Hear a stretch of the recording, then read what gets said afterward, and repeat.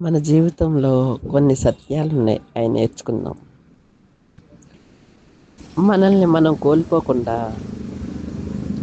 మనల్ని మనం మోల్డ్ చేసుకుంటే చాలా నేర్చుకోవచ్చు. మనల్ని ప్రేమించే వాళ్ళు చాలా తక్కువ మంది ఉంటారు. మనం ప్రేమించే వాళ్ళు చాలా ఎక్కువ మంది ఉంటారు. కానీ మనల్ని ప్రేమించే వాళ్ళు ఎప్పుడూ గొప్పగానే ఉంటారు. మనం ప్రేమిస్తాం చూసారా, వాళ్ళెప్పుడూ మనల్ని మోసం చేస్తూనే ఉంటారు. ఇక నేర్చుకోవాలి, మనల్ని ప్రేమించే వాళ్ళని మనం గౌరవించాలి. మనం ప్రేమించే వాళ్ళని దూరం పెట్టినా నష్టం లేదు. ఎందుకంటే వాళ్ళు ఎలాగో మనల్ని ఇష్టపడరు కాబట్టి. ఇక్కడ డబ్బుకి చాలా ప్రాధాన్యత ఉంటుంది. డబ్బు మనిషికి ఒక జబ్బు లాంటిది. డబ్బుంటేనే గొప్ప. డబ్బు లేని వాడికి విలువ లేదు. ఈ లోకంలో డబ్బుతోటే అన్నీ అనుకుంటున్నారు. కానీ డబ్బు లేకుండా కూడా కొన్ని ఉంటాయి. ప్రతి మనిషికి రెండు మొహాలు ఉంటాయి. కనపడేది ఒకటైతే అంతరంగం ఒకటి. కనపడే మొహం నవ్వుతూ ఉండొచ్చు, కానీ అంతరంగం ఎన్నో సమస్యలతో, ఎన్నో టెన్షన్స్తో ఉంటుంది. ఆ అంతరంగాన్ని ఎవరికి చూపించలేం. కానీ మన నవ్వుతున్న ఫేస్ ఎప్పుడు అందరికీ చూపించుకోగలుగుతాం. ఇంకా చెప్పాలి అంటే మనము మనలో రెండు ఉంటాయి. సంతోషం ఉంటుంది, బాధ ఉంటుంది. మనం సంతోషాన్ని వ్యక్తపరచుకుంటాం, బాధని దిగమింగుకుంటాం. అసలు మన బాధను ఎవరికైనా చెప్తే వారు వింటున్నారో లేదో మనకు తెలియదు. మన సంతోషాన్ని చెప్తే మాత్రం పక్కపక్క నవ్వుతారు. కానీ మన బాధని పట్టించుకునే వాళ్ళు ఉంటారే, ఎవరో ఒకరు ఉంటారు.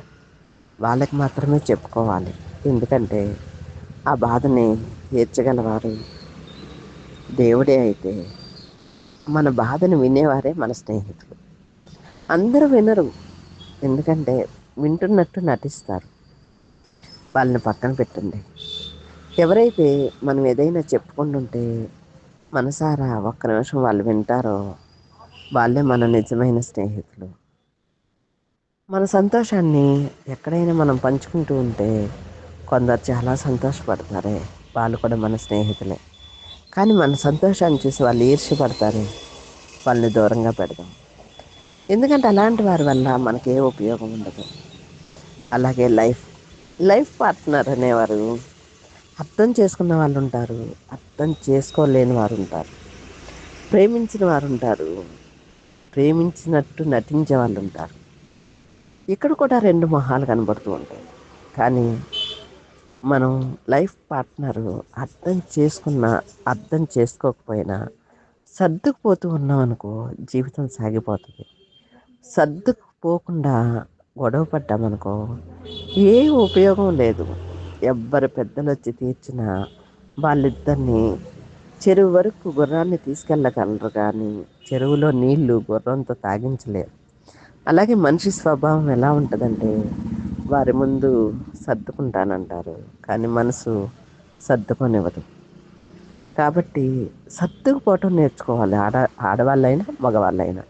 ఏముంది, మన వాళ్ళే కదా. లైఫ్ లాంగ్ తల్లి చిన్నప్పటి నుంచి పెంచి 25 సంవత్సరాలు పెంచి పెద్ద చేస్తుంది. ప్రాణానికి ప్రాణంగా పెంచుతుంది తల్లి. మరి అక్కడి నుంచి భార్యే కదా జీవితాంతం ఉండాలి. భార్యే కదా లైఫ్ లాంగ్ తనకి మంచి చెడ్డ చూసుకోవాలి. ఒకవేళ ఒక 25 సంవత్సరాలు అయ్యాక భార్య చనిపోయిందనుకో, తనకు ఒక కుమార్తె ఉంటుంది. ఆ కుమార్తె చూసుకుంటుంది ఆ తండ్రిని. ఇక్కడ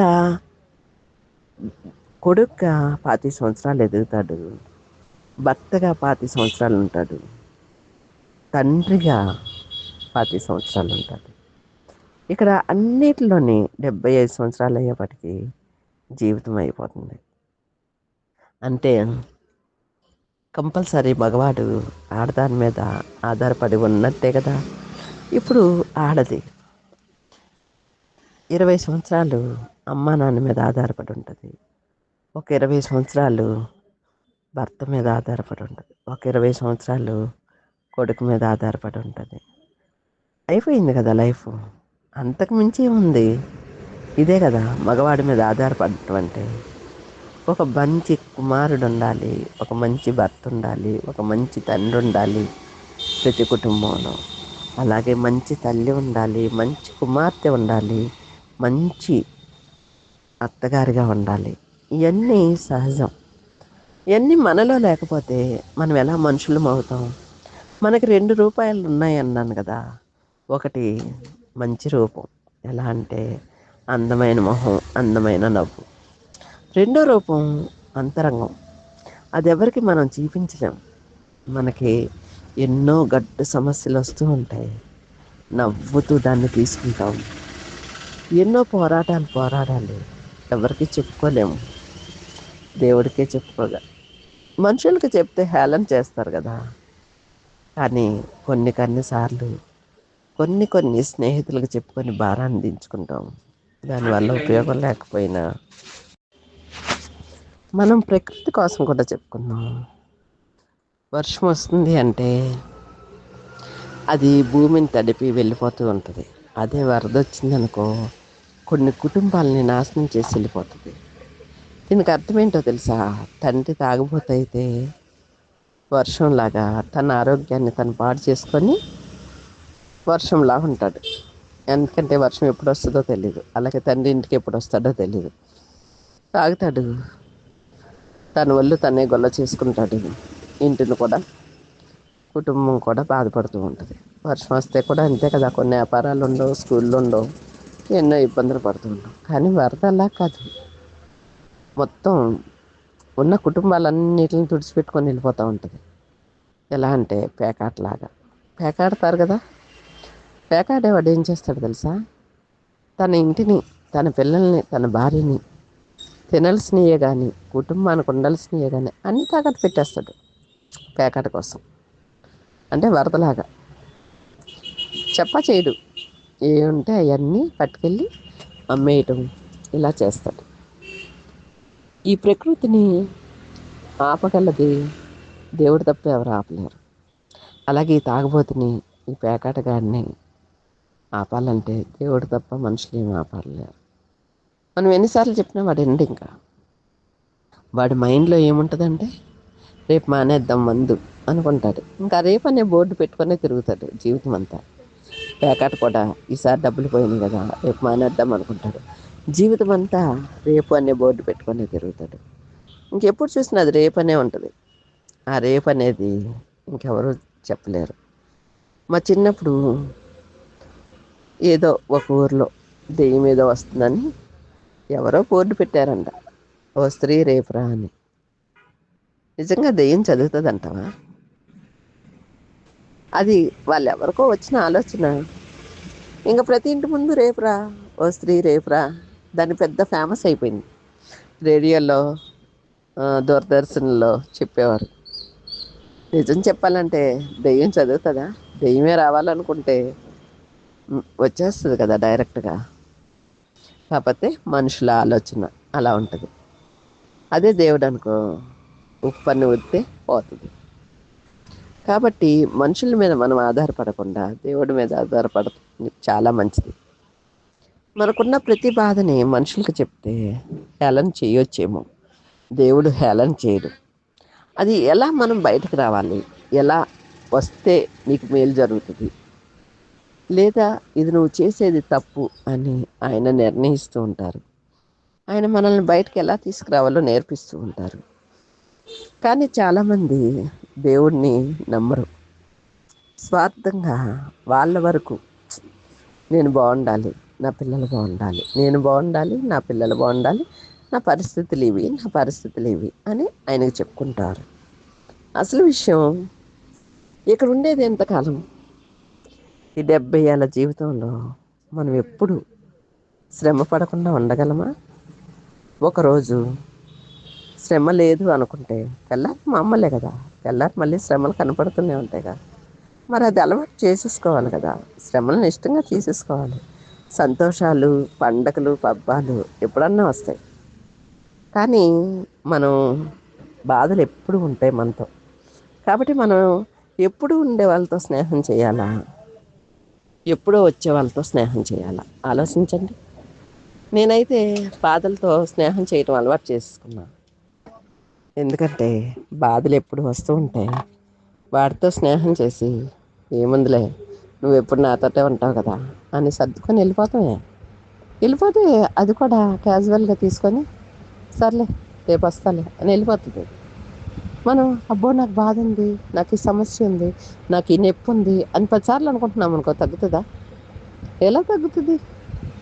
అదేం తగ్గదు. దాన్ని మనం ఎప్పుడైతే సొల్యూషన్ మార్గంలో, అంటే టేక్ ఇట్ ఈజీగా తీసుకున్నామో అప్పుడు మనం బాగుంటాం. మనం నేర్చుకునే ప్రతి విషయం ఎలా ఉండాలి అంటే మనల్ని మనం మోల్డ్ చేసుకోవాలి. అలాగే మనతో ఎవరైనా మాట్లాడుతుంటే వారికి మనం మంచి మాటలే చెప్పాలి. ఏ చెడు మాట మనం మాట్లాడకూడదు. మనలో మంచి ఉంది, చెడు ఉంటుంది. ఆ చెడుని పక్కకు గెంటేస్తూ ఉండాలి.